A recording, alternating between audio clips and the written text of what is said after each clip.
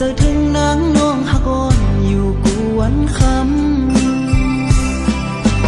ของเขาเมื่อเลื่อนเลียงเจอถึงสู่นางน้องหน้าเยาอำเปลี่ยนลับนอนไหลขิงเมื่อค่ำคืนไหนจ้องสู่นางวันถึงใจอยู่นางน้องเกสังเคยอยู่จังสู่นางภาคสายลมพัดเอาส่งถึงน้องนางนาพอวันเริ่มหันแก่นเจอเล็กขอคงหน้าเยาอำหันหน้านางก็อำจางเปเสือเลยพอวันเริ่มหันวันเศร้าน้องหญิงฮักอ่อนปี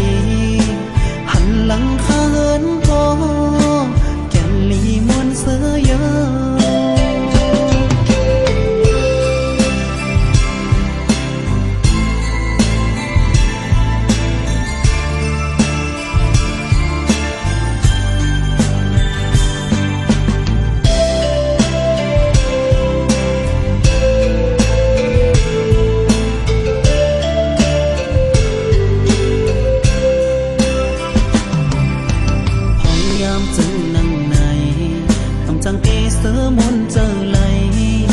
เจอถึงนางน้องฮักอ่อนอยู่กวนค